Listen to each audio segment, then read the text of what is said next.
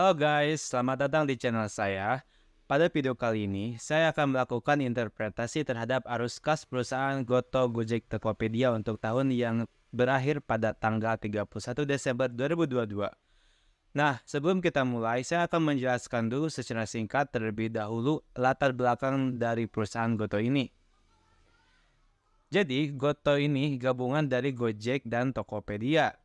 Goto ini resmi terbentuk pada 17 Mei 2021.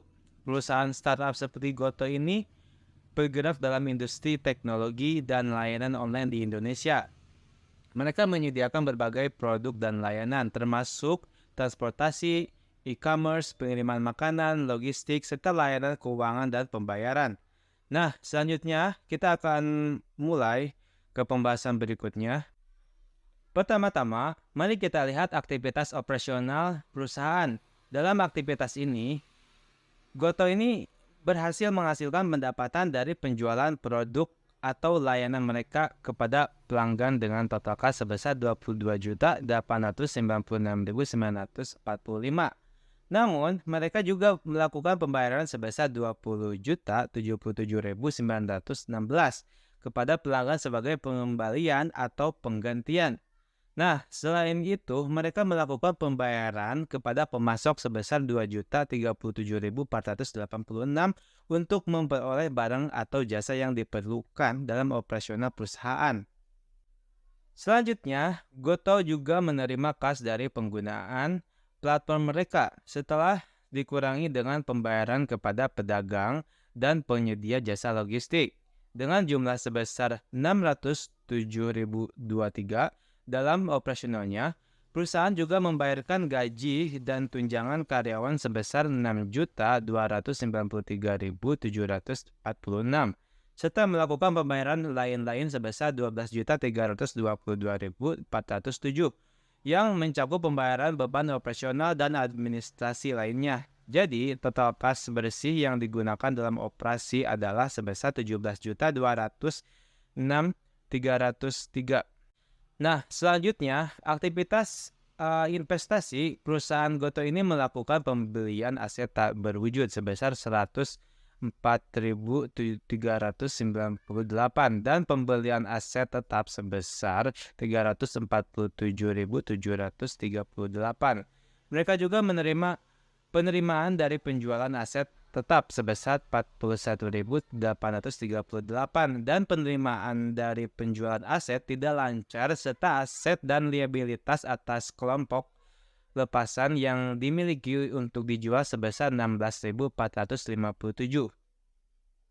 Nah, selain itu, perusahaan ini melakukan penambahan investasi pada entitas asosiasi dan pentura bersama sebesar 278.540 dan menerima penerimaan dari penjualan investasi pada entitas asosiasi dan pentura bersama sebesar 14.958. Mereka juga menerima penerimaan dividen dari investasi pada entitas asosiasi sebesar 5.256 dalam aktivitas investasi. Perusahaan menghasilkan kas bersih sebesar 1.134.276.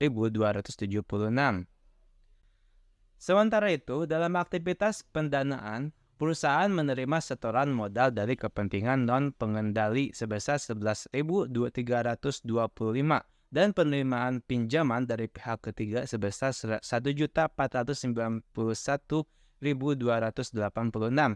Mereka juga menerima penerimaan dari penerbitan modal saham sebesar 13.727.889. Namun, perusahaan ini melakukan pembayaran pinjaman dari pihak ketiga sebesar 1.527.562 dan pembayaran atas porsi pokok liabilitas sewa sebesar 208.309 setelah mempertimbangkan semua transaksi pendanaan.